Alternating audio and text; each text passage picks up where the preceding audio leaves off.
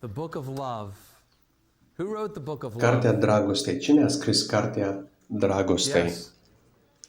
God wrote the Book of Love. Da, Dumnezeu a scris-o. Used to be a Era un song in cântec the în anii 50s, 50 care Tell me who spunea: wrote ce the Book of spunem, Love. cine a scris Cartea Can't remember Dragostei? who sang that song, but it was a big monster hit. A fost un Something like that. succes Back in muzical what they called the happy days. But anyway, the Book în of vremurile Love respective. Deci, is Cartea Deuteronomy de because he Dragoste says este this Cartea Deuteronomul. 25 times. So De the word love 25 is de ori este used once folosit in cuvântul Exodus, dragoste. În verse Exodul 20, o singură chapter dată, 20 and verse 6. We should read that. Exodul 20, versetul 6, It says here, showing mercy to spune thousands, că to those who love me and keep my arăt îndurare commandments. celor care mă iubesc. This is the one.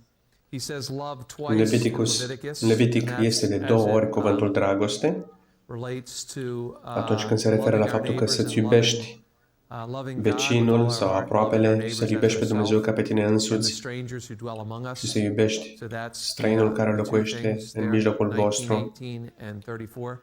Love doesn't appear În anywhere numeri in nu the book of apare deloc Numbers. cuvântul dragoste It's a troubled book. sau you know. iubire. It's a book of troubles. That thing. And now we get to the love. Iar în 25 Deuteronom de times in 25 de Deuteronomy. ori este 25, folosit God cuvântul is love. dragoste So, sau iubire. there is a book by a Și este o German carte scrisă de un autor german, un teolog theologian care called Eric se Sauer. cheamă Eric And Saller. the book is The Dawn of World Redemption. Se It goes referă to the la Old răscumpărare Testament, talks about în Vechiul redemption. And in Testament that book he talks și about, el spune în cartea lui for there to be love, there că really has to pentru ca be dragostea să existe, three trebuie să existe trei identities. Okay. And this is entități, the idea of triunity or trinity that comes from. și anume There has to be Trinitatea. Trebuie să fie cineva care iubește, cineva iubit, iar a treia entitate sau persoană trebuie să fie prezența dragostei. God is love. God the Father is the Deci lover. Dumnezeu este His beloved dragoste, is His Son, and the sense. Dumnezeu este and a cel very care real iubește, personal Dumnezeu Tatăl, and Iisus person is este the prea Holy Spirit. iubitul It's the sense or și the Duhul those Sfânt identities of este love. He has so dragostea this is dintre where there is Tatăl love, și there has to be a Fiul. trinity. There has to be a trinity. There has to be Trebuie să fie a cineva beloved, care a iubește, lover, a un beloved, prea iubit and then something between și the beloved and the lover. dragostea And între so cele două God is entități, this, Tatăl și Fiul. and that's it's a great explanation. Mi-a It's a plăcut good book. acea I don't know if explicație. you'd have to buy Nu știu used dacă one. se I mai don't think găsește, it's dacă mai este anymore. Might be on the internet for free. tipărită, actually, poate this acum book. este But gratuit pe it's called The Dawn internet. of World Redemption. The man's name is Eric Sauer, and he writes a lot of Acest om a powerful things scris about acum, în urmă cu mulți ani, lucruri minunate the despre progression of God's eternal progresia plan planului lui and Dumnezeu this și idea. So love, 25 cărți foarte times bune in de Deuteronomy. teologie. And Continuăm. so now this is reduced to maybe these two sentences. Cartea aceasta se poate reduce în două God's love of man is the motive of propoziții. his government, Dragostea lui and Dumnezeu man's love of este God is the motive motivul of guvernării obedience. So these two lui sentences Dumnezeu și really define that. dragostea Why is omului there love? față de Why is Dumnezeu there este law? Why are there motivul commandments? ascultării omului. God gives these things, Deci Dumnezeu gives these dă aceste ordinances, institutes porunci, these things aceste because he instrucțiuni, pentru că El understands înțelege pe om, man, he Dumnezeu loves îl man, înțelege he is și îl trying iubește to pe give, om he's trying to și give vrea him să-i dea a sense of omului how his life can be un best scop lived. pentru care omul să trăiască And, și cum să își trăiască The bine question viața. of why is really the one that man has a big problem with. This is what you do. Însă omul This are is o mare how you do problemă. it. This is who I am. This is where Și you're going to Dumnezeu be. God răspunde can answer those big problemei questions. omului. 5 W's. Omul nu știe Who, cine what, este, de unde when, vine, when, this is când when you're va going to be ajunge, there. unde va This is when ajunge. this is when you will succeed. God answers those Și substantive Dumnezeu răspunde questions. acelor întrebări. Why is the question that Iar doesn't întrebarea have, it's de the question ce that doesn't have este întrebarea substance. care What is that nu are what is sens. a question of substance? When is a question of time? Where is a question of place? Cine, How is a question of process? cum, când. What I missed one, right? And who is a question of person? All of those have Dumnezeu definitive răspunde, answers. dar Why nu răspunde la does de not ce. have that definitive answer. It's Pentru the că acolo e trust nevoie de factor. încredere. It's like, and I can see this, and it's the question that doesn't have like a Deci, de ce nu tangible are kind un of answer răspuns? Întrebarea de ce nu are un Satan used in răspuns the garden to say, has not God tangibil said that you can eat of all the trees of the garden? Why diavolul is this one a pus la not îndoială allowed? cuvântul lui Dumnezeu și a And there is zis, no reason. It's good for oare food. chiar It's așa au like all the spus other trees. It's good to Dumnezeu? look Oare de at. ce a zis Why? Dumnezeu? And so, the things that God is Și going to modul în care say răspunde about behaving, like why not lobster? Dumnezeu la întrebarea Like why aceasta, not? de ce sau de I ce can nu, have a rockfish, but I cannot have lobster, and God doesn't Dumnezeu really explain trece sub tăcere întrebarea why. He just aceea says, și this Dumnezeu is about spune, obedience. This is about încrede-te în mine. believing me. Eu îți I'm spun telling că you to lucrurile do it trebuie să this fie în way. felul ăsta și I'm încrede-te în telling- mine. And so God's love is the Deci motive dragostea lui of his Dumnezeu government. este If you follow these dragostea lui things Dumnezeu and pentru you om trust este me and you motivul believe what I say, guvernării lui there's a Dumnezeu și a relationship that poruncilor pe develops. care El le I dă. say something, you believe it's Dumnezeu true, spune, eu and spun there's the ceva, tu relationship crezi că este that adevărat develops the și relationship of trust. construim o Our relație de primary încredere. problem, man's primary Omul are problem with încredere în God is a lack Dumnezeu of trust. când I descoperă don't dragostea believe what Lui. he says. Problema este că omul Adam and natural Eve did nu not believe crede what he said about the tree, and they found și nu out se that încrede it în didn't mean Dumnezeu. death. Eva And nu it s-a didn't mean încrezut separation în from cuvântul lui fellowship with Dumnezeu him. For centuries, for millennium, it didn't mean that. It did mean that și the beloved son de had to aceea take on flesh prea-iubitul and had to fiu a endure trebuit să 33 ia years trup and then endure omenesc, 3 hours of să separation fie from the separat de Father and Tatăl the la Spirit. cruce That had to și să happen. plătească pentru păcatele So omului. man's love is the motive. So my love to God is a basic, and love is a Iar choosing to dragostea trust. este o decizie Choosing de to a trust. se And maybe încrede, you've seen that. Well, you don't know. de a se încrede în You don't really Dumnezeu. know that person. You don't really know that. Și diavolul spune, păi nu prea îl cunoști. De unde știi că, de unde cunoști acea persoană, And it's like cum să ai we încredere în all acea make these sort persoană. of trust decisions. You don't really Și know noi if that guy's toți going to stop at the avem stoplight. decizii de încredere. Maybe he doesn't De see exemplu, red. traversăm strada But și avem încredere că mașina care se apropie cu viteză de semafor se va opri. How many hundreds of them on your way Și to te Bible încrezi college? în oameni, în sute de oameni te încrezi pe autostradă, te încrezi că profesorul va fi la curs și va preda lecția și poate că vorbește prea repede, dar te încrezi în el. Și dezvolți o relație cu profesorul care vine la școala biblică, nu ai o relație cu șoferii care sunt pe autostradă, dar este încredere. Ne încredem în alți oameni și Dumnezeu spune, încredeți-vă în mine. Dumnezeu spune, nu mânca din animalul ăsta sau din celălalt. Și nu punem întrebarea, de ce nu vrei să mănânci acel homar? Că e foarte gustos cu unt homarul. Dar Dumnezeu le-a spus la evrei, nu mânca și nu puneți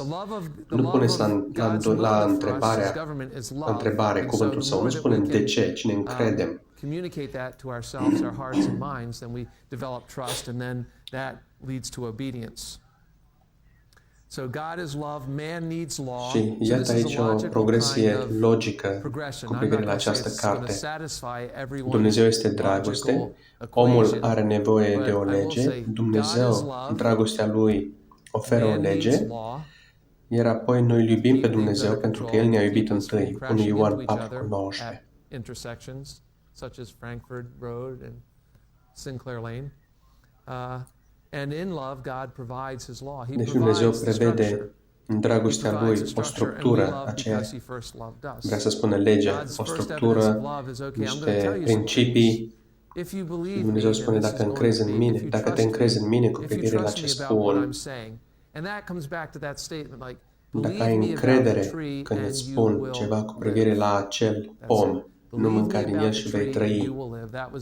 Și asta era singura instrucțiune pe care o avea Adam și Eva. Nu intru în toate detaliile să explic de ce, ci doar ai încredere în mine. Nu o să spun de ce și care sunt consecințele în detaliu, doar ai încredere în mine cu privire la acest om.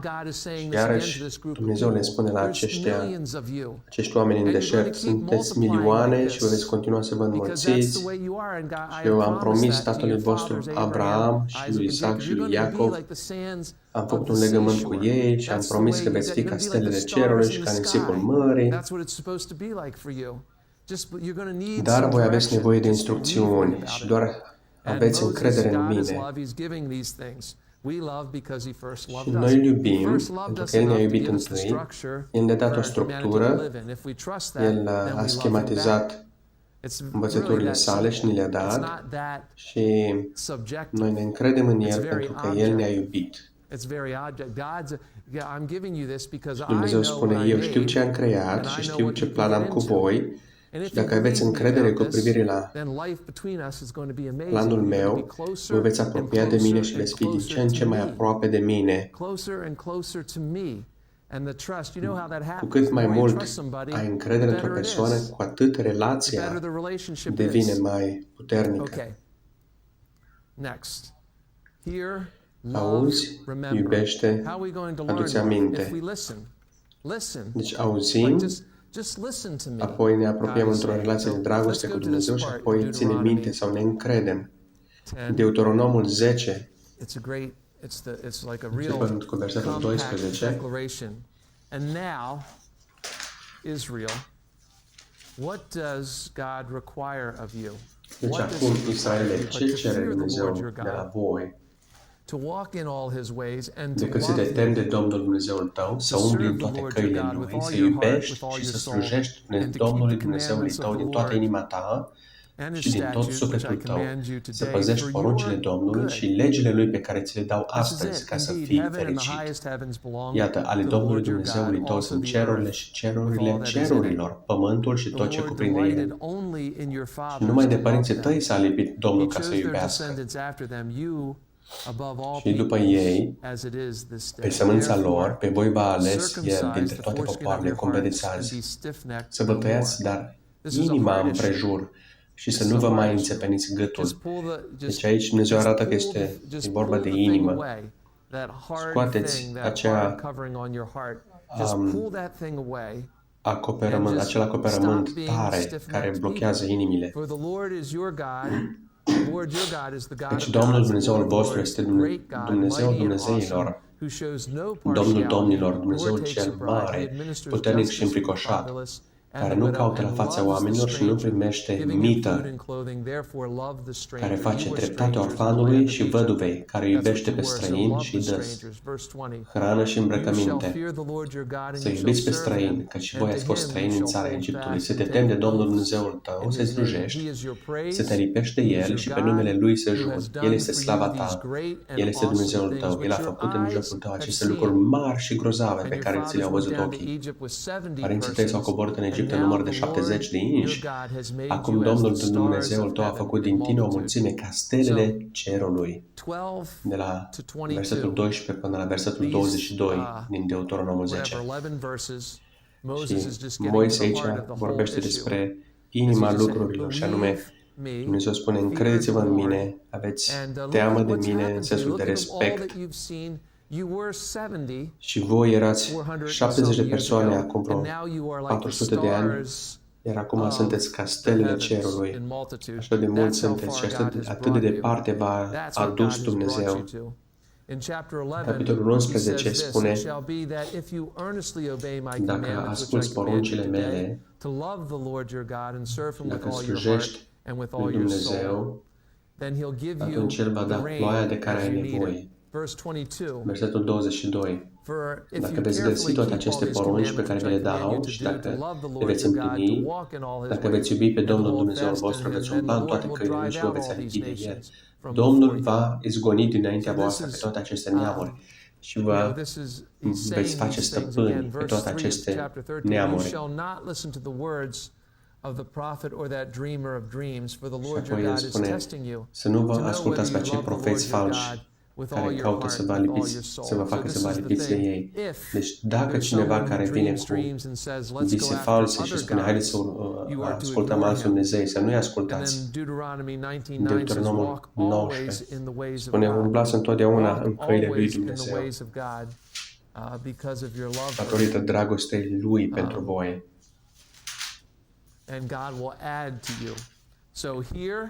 Deci, ascultă, Israele, Domnul Dumnezeul tău este singurul Dumnezeu, ascultați-l pe El, credeți ce spune El și asta va zidi o relație de dragoste între voi și El. Și aduceți-vă aminte de unde ați venit, de unde v-a scos Dumnezeu. Cine era Iacov și grupul de oameni care au ieșit din el și cine sunteți acum? De la 70 la milioane. Și aceste lucruri ar trebui să fie de mare încurajare pentru evrei și văzând că Dumnezeu era cu ei și au văzut ce a făcut Dumnezeu 40 de ani în deșert. Și Dumnezeu spune, e un lucru lucrat în inima voastră. Și Dumnezeu spune, voi aveți nevoie de o structură de învățături pentru că este o lume rea, acolo au în lume. Dar ce este important este ca inima voastră să fie în ordine cu Dumnezeu, să fie o inimă deschisă, moale, blândă, ascultătoare, plină de încredere față de Dumnezeu și să vă încredeți în învățăturile mele pentru că eu spun așa.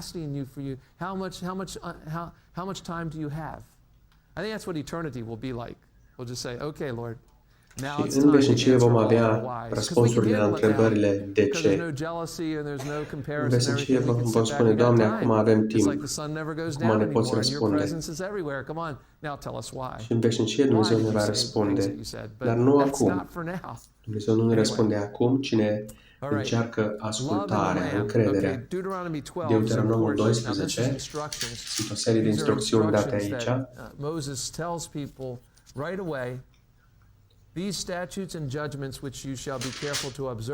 Iată legile și poruncile pe care să le păziți și să le împliniți cât veți trăi în țara pe care vă dă în stăpânire Domnul Dumnezeul părinților voștri. Deci sunt 3 lucruri date aici. Versetele de la 1 la 4. Să ascultăm, să nu fim agățați sau încurcați cu lucrurile lumii, ispite și practici greșite.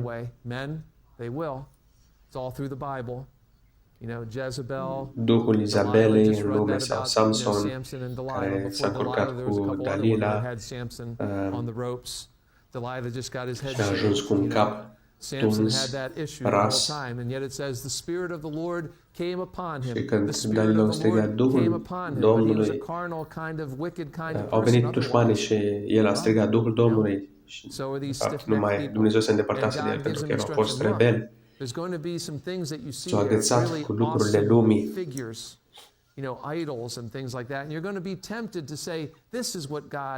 Și atunci când dușmanul va spune, iată Dumnezeu este așa, hai să facem o statuie și hai să ne închinăm lui în felul cu tare sau cu tare și spune acolo Moise, versetul 3, să le sorpați altarele, să le sfărâmați stâlpii idolești, să nu faceți ca ei. 28 de versete în capitolul ăsta, sau de fapt 32 de versete, sunt instrucțiuni cu privire la a se feri de închinare greșită și să se ține departe de anumite lucruri greșite. De exemplu, când urci în mașină, ai niște instrucțiuni, trebuie să îți pui centura. Și trebuie să cunoști regulile de circulație. Nu poți doar să conduci mașina la întâmplare.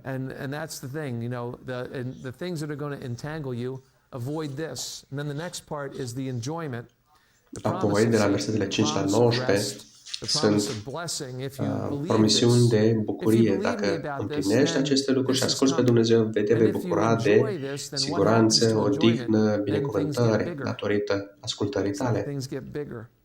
Like if you can avoid these, it's like we get it all backwards. It thinks like, well, if I don't, if I Și poate omul se gândește, dacă sunt prea strâmt în gândirea mea cu privire la lume, atunci nu voi fi capabil să gândesc larg cu privire la succes pământesc. Dimpotrivă, Dumnezeu spune că dacă ai o gândire selectivă, atunci vei avea capacitate să te bucuri de viață aici. Sunt multe lucruri în lumea asta de care ne putem bucura. Este mâncarea, acolo în țara promisă aveau lapte și miere. Iar versetele 26 la 28, Dumnezeu le promite că dacă ei ascultă, vor lărgi corturile, vor avea mulți copii și va fi o creștere și o binecuvântare. Și pământul lor se va lărgi datorită ascultării. Dumnezeu le va lărgi teritoriile conform cu promisiunea ținutului promis lor. Deci Dumnezeu spune, bucurați-vă de această țară pe care v-am dat-o și veți vedea mâna mea la lucru și veți vedea cum restul lumii se va uita la ei și lumea va spune, putem să fim prietenii voștri, putem să fim și noi împreună cu voi, poporul lui Dumnezeu. Și asta era misiunea Israelului. Deci Dumnezeu nu vrea ca evrei să fie un popor exclusivist care singur se creadă aleși al lui Dumnezeu, ci Dumnezeu vrea ca ei să fie o binecuvântare pentru întreaga lume. Mai departe vedem niște binecuvântări pentru viitor, vor fi binecuvântări pentru ascultare, dar de asemenea vor fi blesteme pentru neascultare. Iar acestea sunt instrucțiuni pentru viitorul apropiat. Dacă asculți, va fi binecuvântare.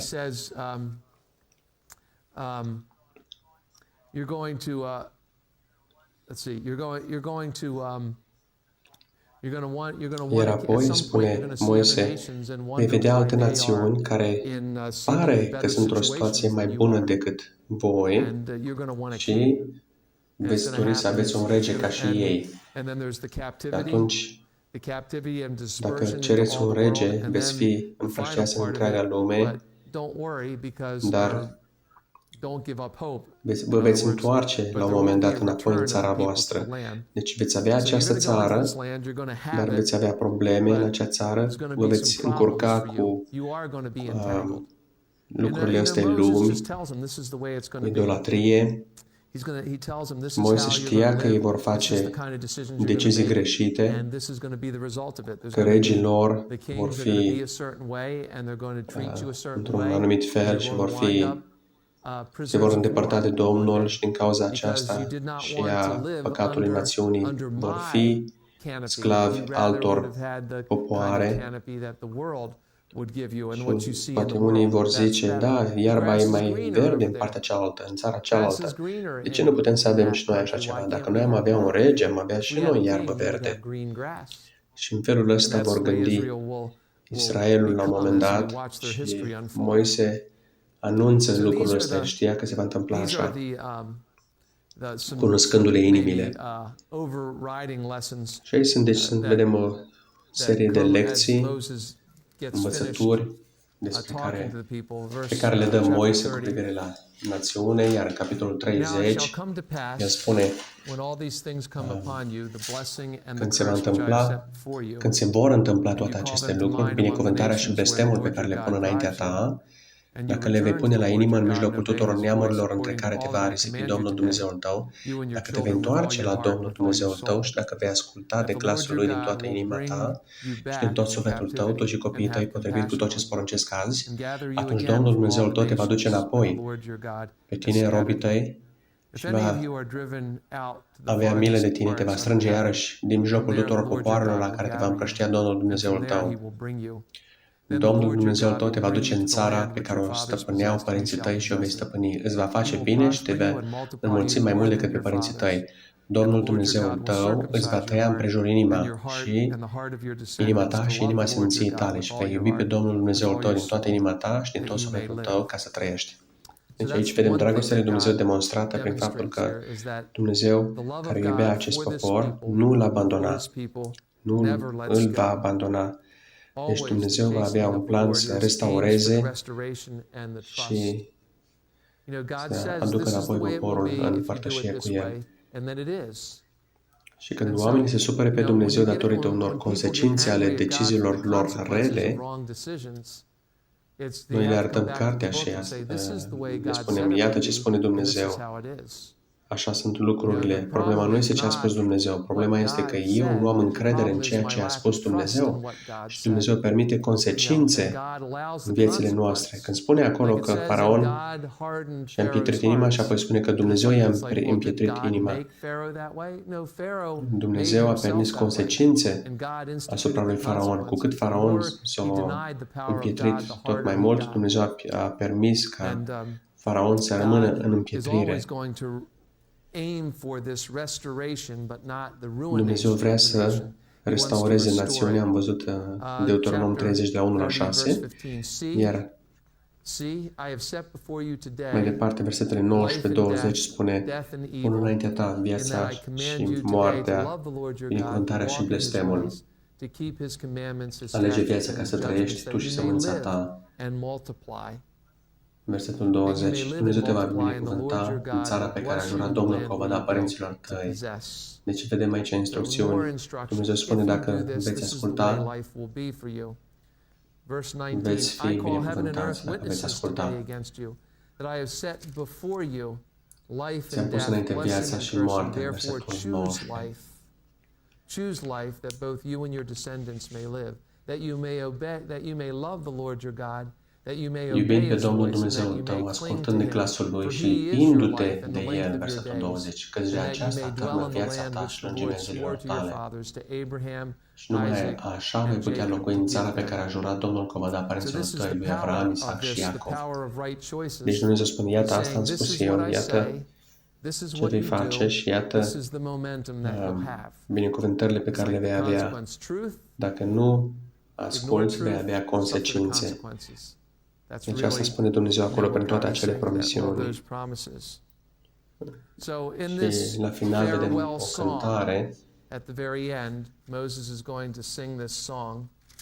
It says here, where does it start? Let's see, where does it start? Versetul 32. Verse 32.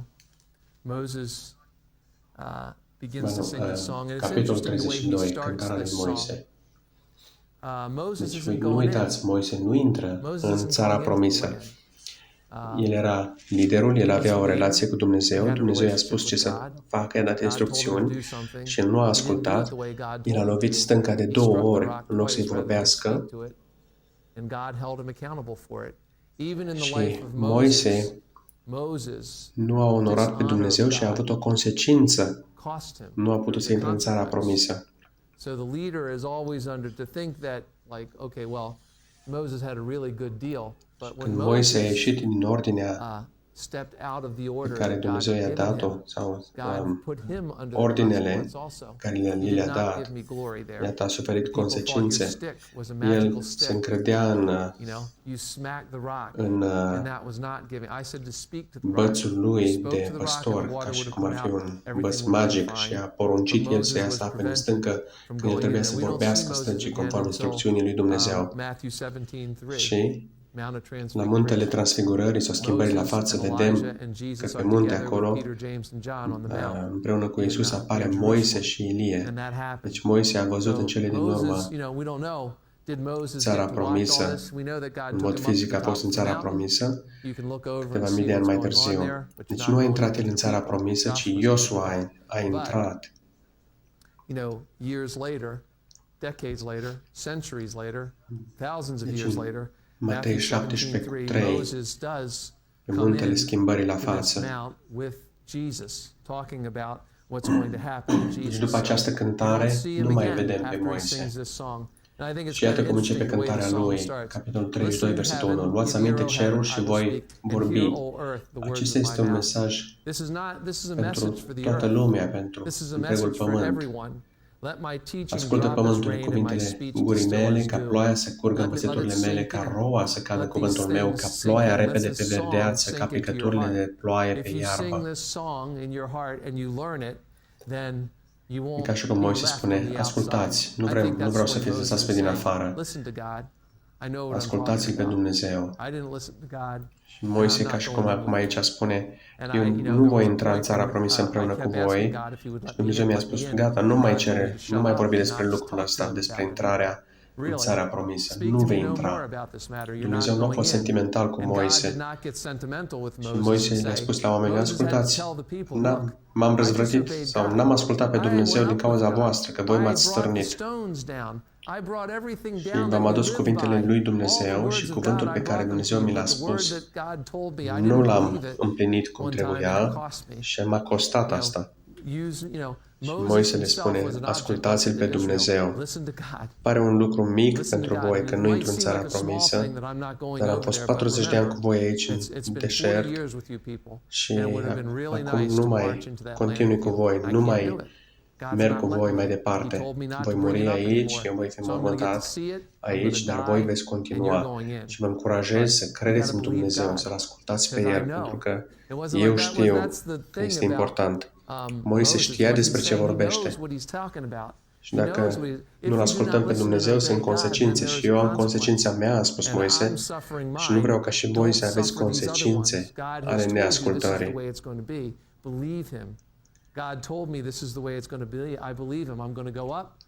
Și Moise a fost îngropat acolo și nimeni nu știe unde.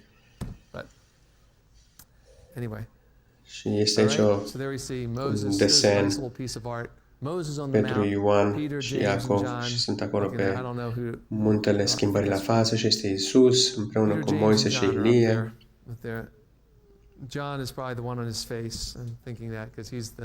Probabil că Ioan este cel care s-a tunchit la pământ, iar Petru este cel care se uită și spune, aș vrea să văd ce se întâmplă acolo, cine. Deuteronom 18:15 spune, Domnul Dumnezeul tău va ridica un profet din mijlocul vostru, un profet ca și mine,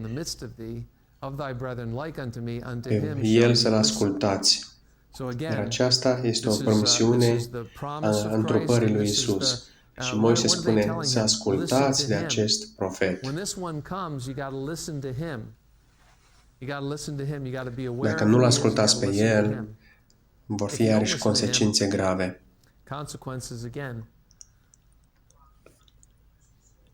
Deuteronomul 32 spune, deschideți-vă urechile, primiți învățătura ca și roa. Și ăsta este scopul nostru la școala biblică, să primim doctrine sau învățături ca un duș. Apoi să proclamăm numele Domnului. El este stânca și El este drept. Și asta vedem în versetul 32, în primele 4 versete din capitolul 32. Este credincios și fără nedreptate. Toate căile Lui sunt drepte. Deci, deschideți-vă urechile, primiți învățătura, proclamați numele Lui, credeți în stânca și El este neprihănit. Și Moise spune, vă dau aceste cărți, 5 cărți, și lăsați aceste cărți să vă vorbească și să pătrundă adânc în inimile voastre.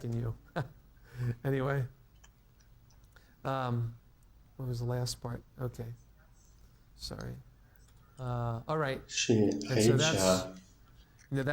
este concluzia cărții. Și un alt lucru pe care vrem să-l observăm este că în mijlocul acestei cărți este un pasaj care este ascuns un pic în mijlocul cărții. Și acest verset ne ajută să înțelegem cartea următoare, în capitolul 17, versetul 14. Spune acolo, când veți intra în țara pe care v-a promis-o Domnul, I will set a king over me like the nations around me, and you shall surely set a king over you. Moses is saying, you are going to want a king, and you're going to set one over you. And then Moses gives instruction for that king, and he says, spune versetul 14, un împărat ca toate neamurile, și versetul 16 spune să n-aibă mulți cai și ca să nu întoarcă pe popor în Egipt. Și Domnul v-a spus să nu vă mai întoarceți pe drumul acela. Și iarăși versetul 17, să n-aibă un mare număr de neveste ca să nu se abată inima, să nu strângă mari grămezi de argint și aur. Și iarăși versetul 18 spune, când se va așeza pe scaunul de domnie al împărăției lui, să scrie pentru el într-o carte o copie a acestei legi pe care să o ia de la preoții din neamul leviților. Va trebui să o aibă cu el, să o citească în toate zilele vieții lui, ca să învețe să se teamă de Domnul Dumnezeul lui, să păzească și să împlinească toate cuvintele din legea aceasta și toate poruncile acestea, pentru ca inima lui să nu se înalțe mai presus de frații lui și să nu se abate de la poruncile acestea, nici la dreapta, nici la stânga, și să aibă astfel multe zile în împărăția lui, el și copiii lui în mijlocul lui Israel. Deci, Moise dă o profeție aici și spune, când veți fi rebeli și veți dori un împărat ca celelalte neamuri, iată ce trebuie să facă împăratul și ce să nu facă. Și în 1 Regi și 1 Cronici vedem că Solomon a avut mii de cai, el a avut 1000 de soții, nu știu cum a funcționat asta, de fapt 300 de soții și 700 de concubine sau un fel de soții cu privilegii reduse. Dacă chiar s-au culcat cu toate aceste femei, nu sunt sigur. Asta e ciudat pentru noi că un om avea 1000 de femei în viața lui. Una deja e mai mult decât 1000 pentru unii. E adevărat și un lucru bun să ai o soție care face mai mult decât 1000. Deci, doamnelor, acceptați că sunteți creați în felul acesta și bărbați, înțelegeți și acceptați lucrul ăsta, că una e suficient și vă va fi mai ușor dacă credeți asta. Și aici vorbește despre împăratul lor, cum să evite problemele, să nu aibă mulți cai, să nu aibă multe soții și mult aur și argint. Și mai ales că acolo să aibă o copie a cărților lui Moise. Deci, trebuia să scrie el însuși această carte, să aibă și să o citească și să știe ce spune legea Domnului. Deci asta este cartea Deuteronom și Moise încheie cu acel cântec și are niște binecuvântări și niște încurajări pentru popor și spune acolo, în capitolul 34, versetul 5, spune că Moise, robul Domnului, a murit acolo în țara Moabului după porunca Domnului și Domnul a îngropat în vale, în țara Moabului, față în față cu Bet-peor. Nimeni nu i-a cunoscut mormântul până în ziua de azi. Moise era în vârstă de 120 de ani când a murit, vederea nu-i slăbise și puterea nu-i trecuse. Copiii lui Israel au plâns pe Moise 30 de zile în câmpia Moabului și zilele acelea de plâns și de jale pentru Moise s-au sfârșit.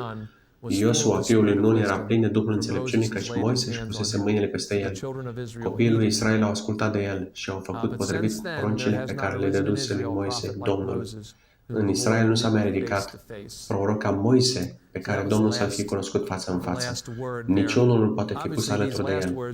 Și Moise a scris cartea, iar capitolul 33 vorbește binecuvântări, apoi el, capitolul 34, s-a urcat, a văzut țara promisă și apoi Dumnezeu l-a luat acasă. Și aici se încheie viața lui Moise și trecem la cărțile istorice ale Bibliei și aici Dumnezeu pregătește un lider care să înlocuiască pe Moise. Aceste cărți istorice sunt pline de detalii și este o anumită pregătire aici, în cărțile istorice, pregătește națiunea, detalii istorice care pregătesc națiunea pentru venirea lui Isus. Israel a avut de învățat ceva cu privire la mulțimea Dumnezeilor, a idolilor Și conceptul că Dumnezeu urma să-și trimită Fiul care este egal cu Tatăl nu urma să fie făcut cunoscut până când Israel nu avea capacitate.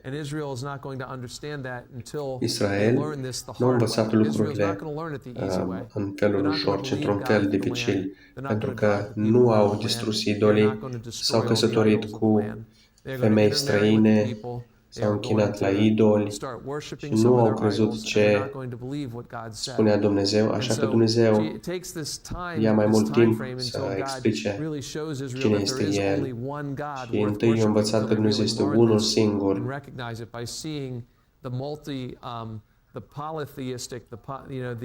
Și evreii au văzut imperii politeiste care s-au prăbușit unul după celălalt.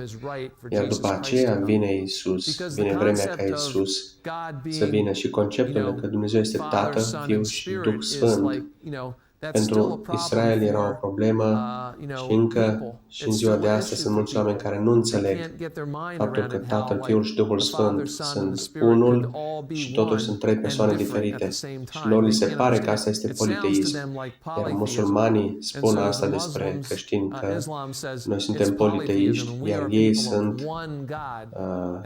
ei cred într-un singur Dumnezeu, Allah, și Mohamed ar fi profetul lui. Și când noi spunem că Isus este Fiul lui Dumnezeu, musulmanii spun că noi înmulțim Dumnezei. Și Israel trăia în această cultură și a rătăcit prin acea cultură și a văzut astfel de religie și tot felul de culturi cu mulți Dumnezei. Și dacă ne întrebăm de ce națiunile au început să se prăbușească, este datorită acestui fapt că națiunile acelea deveniseră idolatre și nu se mai închinau Dumnezeului cerurilor, ci unui idol care era pe etajeră. Cartea Iosua, și aici facem doar o mică recapitulare a ce vom studia în continuare. Iosua este istoria Israelului care va intra în țara promisă. În Cartea Judecători vom vedea 7 cicluri de neascultare și eliberare, perioade de pace, de neascultare, rebeliune și ocupați de puteri străine, apoi eliberați și iarăși. Cartea Rut vorbește despre două persoane care sunt dăruite scopului lui Dumnezeu. Vedem cum Israel trebuia să fie o lumină pentru neamuri și Rut nu trebuia să devină soția unui evreu, dar totuși soțul ei a murit și a fost acceptat în poporul evreu și a devenit o străbunică a lui Isus. Iar în 1 Samuel vedem că Dumnezeu alege un profet, profetul Samuel, va fi împărăția sub Saul. Saul este primul împărat, după care, după Saul va fi David ales ca împărat, apoi Solomon, și în 1 Regi, de la capitolul de la 1 la 10, vedem gloria Israelului sub împăratul Solomon, care a fost cel mai mare împărat al Israelului. Iar de acolo, în perioada cea mai glorioasă a Israelului, totul începe să o ia la vale. În acel moment, în continuare, va fi diviziunea națiunii, națiunea se va rupe în două, va fi deteriorare în 2 Regi și deportarea la finalul cărții 2 Regi. Deci 1 și 2 Regi au fost scrise de profeți. Toate acele detalii despre Batșeba, despre Solomon și toate aceste lucruri sunt spuse de profeți.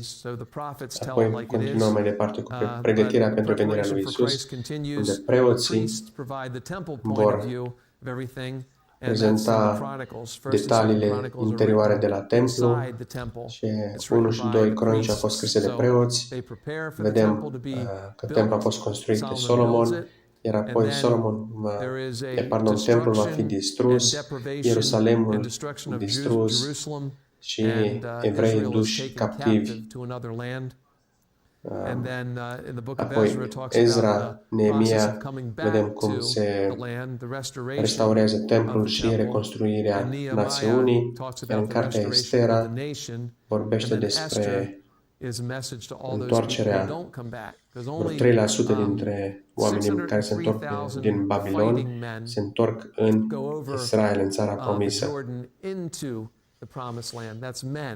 Bărbați cu vârsta de 20 până la 50 de ani și doar 49.000 s-au întors din vreo 1.000.000 sau 2 care au fost duși în captivitate. Deci 600.000 de bărbați duși în captivitate, plus soții și copii, probabil 2-3 milioane de persoane și numai 40.000 s-au întors înapoi în țara promisă, în Israel. Vedem asta în Ezra și Neemia. Doar 49.000 de oameni au decis să răspundă chemării de a se întoarce în țara promisă. Iar cartea Estera se referă la cei care sunt împărțiți în întreaga lume.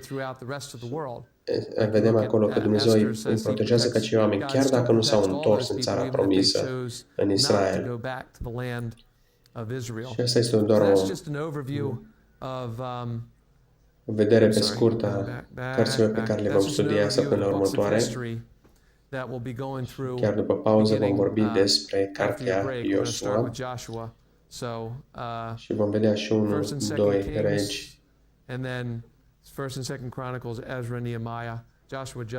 și celelalte cărți le vom studia în continuare în următoarele săptămâni. Deci tranziționăm acum de la cărțile legii spre cărțile istorice, după care vom studia cărțile înțelepciunii, psalmii și proverbele. Deci vom lua o pauză și revenim după pauză.